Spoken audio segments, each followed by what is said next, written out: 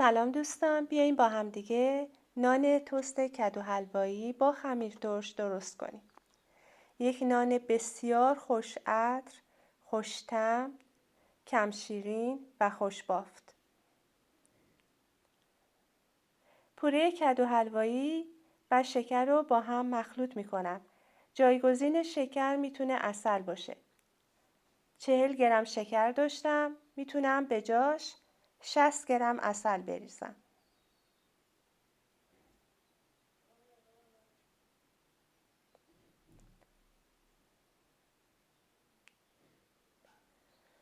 حالا خمیر ترشم رو که 2 بار فعال کردم به پوره کدو حلوایی اضافه می کنم.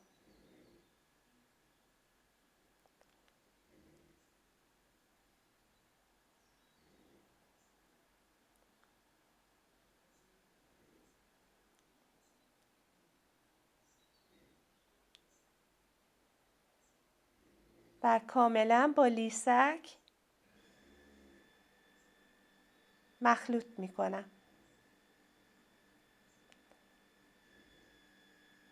کم کم به آرد اضافه می کنم. آرد من آرد مخصوص نانهای حجیم هست و 28% سبوسگیری شده.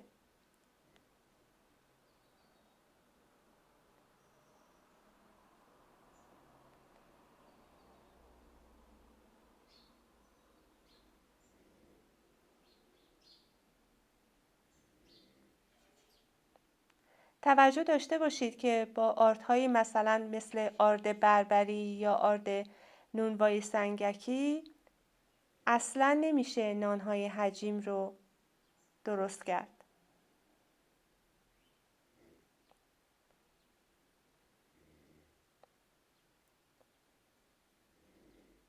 چون اونها گلوتن پایینی دارن.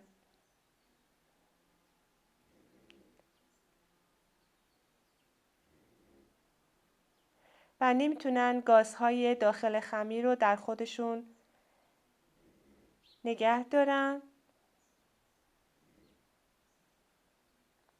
سعی میکنم بعد از ریختن نمک ذره های نمک رو با انگشتام حل کنم. جوری که در تمام خمیر به صورت یک نواخت پخش بشه. ورز دادن اینجا لازم نیست، فقط میخوام که هیچ ذره خشکی در داخل خمیر باقی نمونه. روکش کاسه رو میذارم و به مدت 1 ساعت استراحت میدم. بعد از 1 ساعت نوبت کره است که کاملا در دمای محیط نرم شده و کم کم به خورد خمیر داده میشه. اگر شما با دستگاه خمیرزن کار میکنید بهتره که 7 دقیقه با دور کند و بعد از اینکه تکه های کره رو کاملا به خورد خمیر دادین 8 دقیقه هم با دور تند ورز دادن رو ادامه بدید. دور تند منظور اینه که 1 شماره بالاتر از دفعه اول.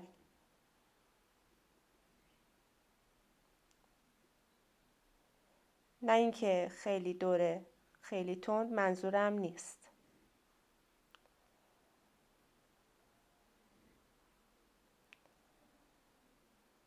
اینقدر باید خمیر رو در این مرحله ورز بدیم تا به تست پنجره برسه. یعنی وقتی که بافت رو توی انگشتانمون باز میکنیم یه بافتی ببینیم که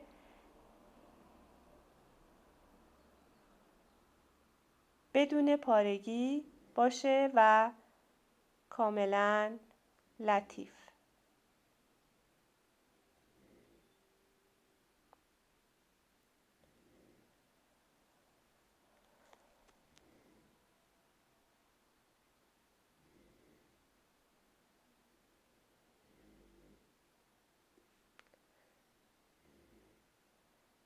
حالا در یک کاسه تمیز مقداری روغن کنجد ریختم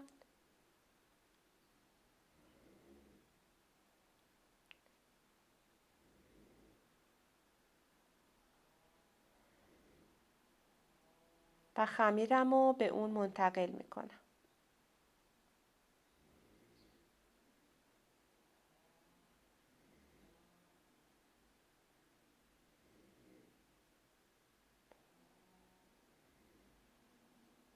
لطافت بافت خمیر رو میبینید.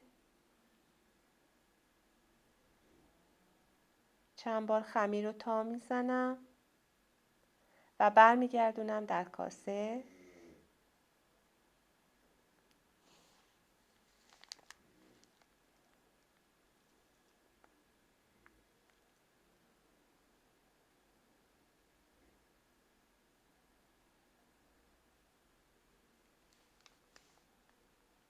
و مطمئن میشم که خمیر من به انسجام لازم رسیده.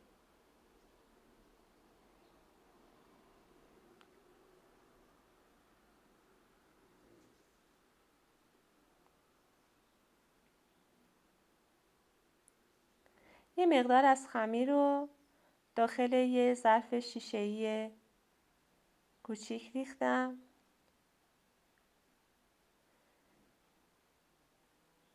میخوام بدونم که کی خمیر من تقریبا 2 برابر میشه. در واقع برای خودم نشونه گذاشتم.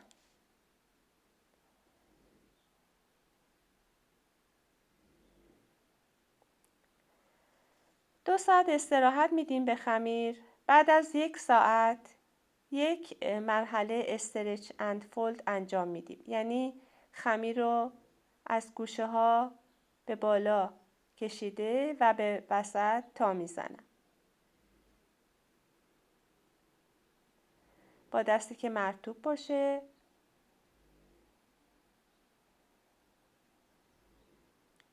الان این بعد از 1 ساعت هست.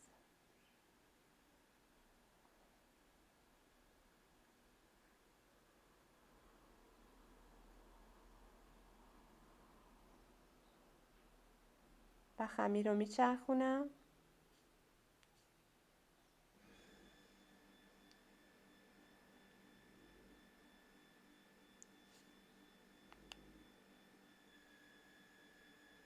و 1 ساعت دیگه بهش استراحت میدم.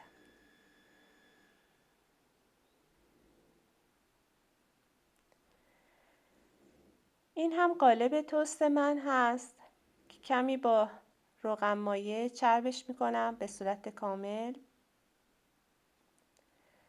و کاغذهای روغنی رو داخلش قرار میدم.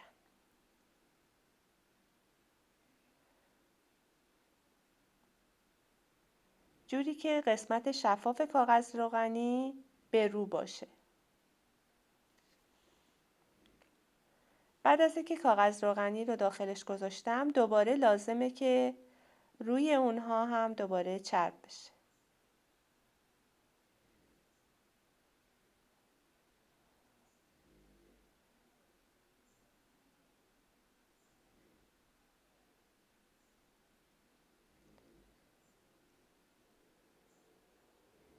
در قالبم هم چرب میکنم.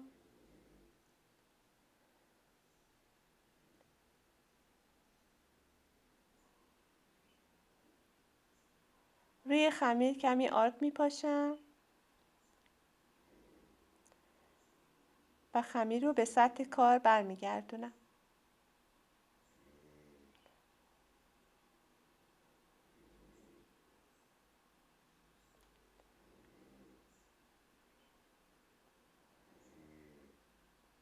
میخوام که زیر خمیرم به سطح کار نچسبه.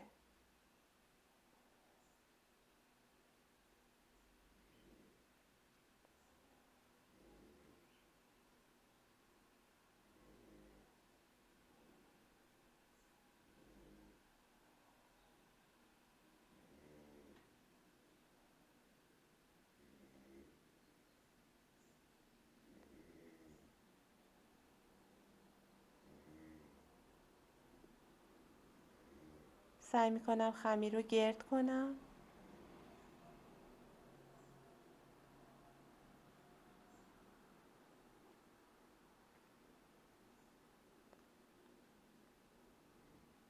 بعد از اون به 3 قسمت میخوام تقسیمش کنم.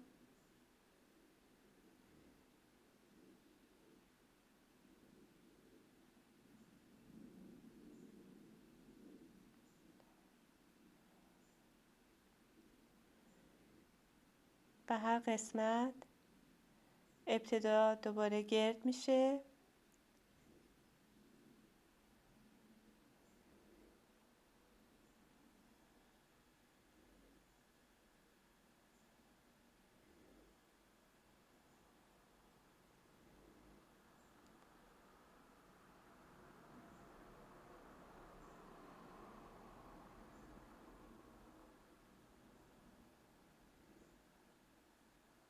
تا میزنم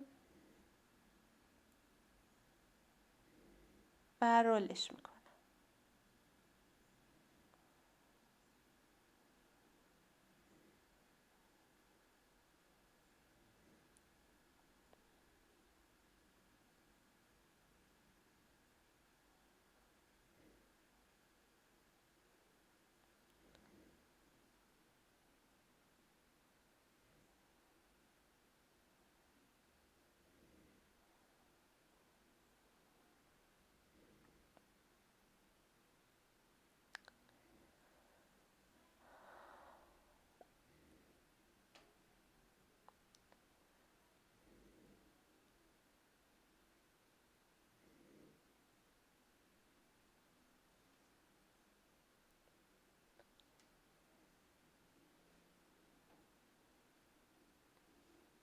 یک رنگ زیبای خیلی قشنگی داره این نان کدو حلوایی.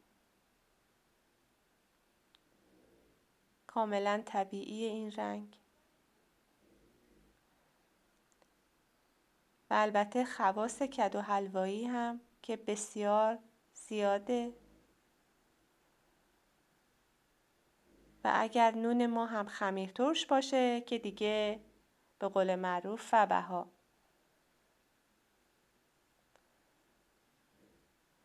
از این فرصت استفاده کنم و ازتون درخواست کنم که کانال من رو اگر از آموزش ها و کارهای من خوشتون میاد سابسکرایب بفرمایید، لایک بکنید، اون زنگوله کنارش هم فشار بدید که اگر کار جدیدی من ارائه دادم شما بتونید ببینید. از اینکه من رو حمایت میکنید پیشاپیش ممنونم. این باعث تشویق من میشه که بتونم کارهامو روز به روز بهتر ارائه بدم.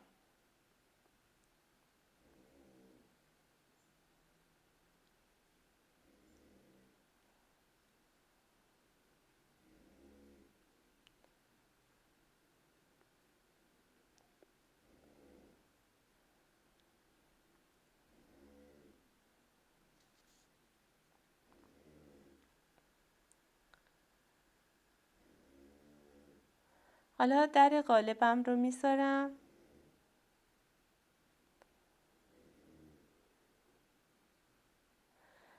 و بهش 4 ساعت استراحت میدم. بعد از 4 ساعت اول دستم رو توی یه مقداری آرد میزنم و بعد تست پوک رو انجام میدم. یعنی اگر من دستم رو زدم به خمیر و خیلی کم به حالت اول برگشت، خمیر ما آماده است.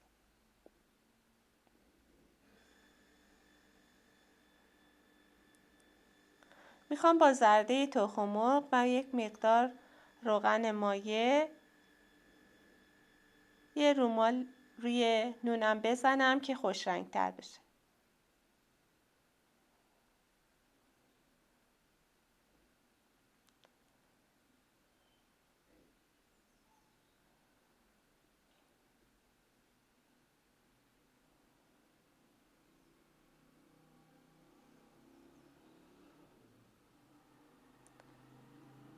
با قیچی وسطش رو برش میدم که اگه نونم میخواد شکفته بشه از همونجا این اتفاق بیفته. تخمه کدو دارم که روش میریزم، تخمه کدوی حلوایی.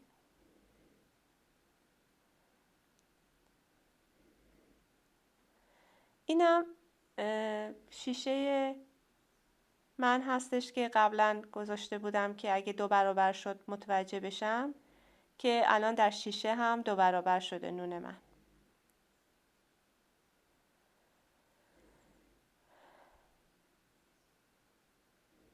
بعد از اینکه از فر در اومد، دمای فر رو در کپشن می نویسم. بلافاصله از داخل قالب خارج می کنم که توش عرق نکنه. کاغذهای روغنی به راحتی جدا میشن.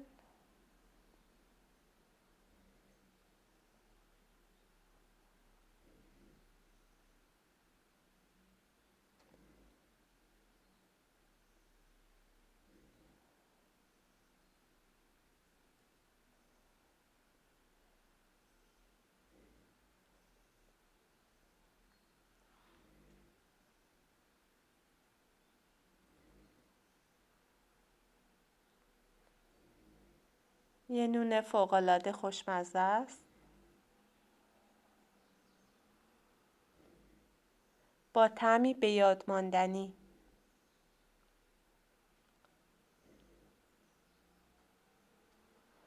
واقعا هر چی زحمت بکشید برای این نون ارزش داره.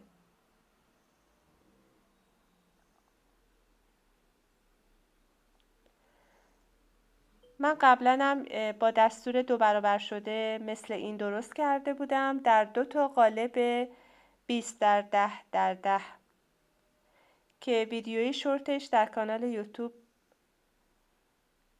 هست، میتونید ببینید.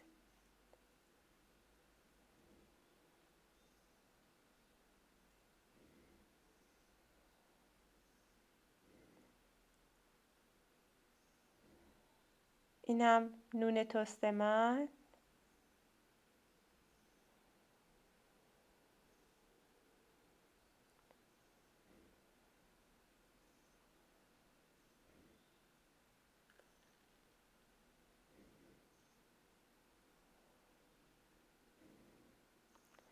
دقیقاً از همون جایی که ما قیچی زدیم نون شکفته شده و بالا اومده.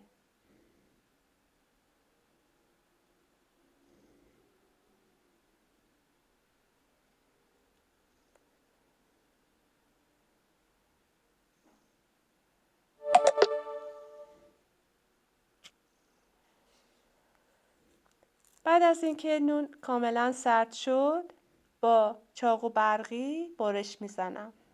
بهتره که نون رو به این صورت قرار بدید که راحت تر برش انجام بشه.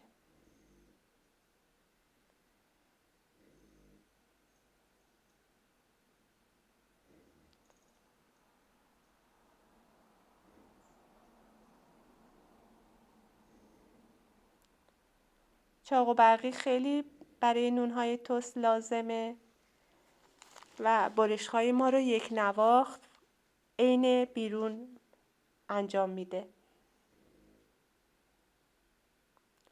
با چاقو شاید بشه یک نواخت برش داد، ولی خب سخت‌تر هست.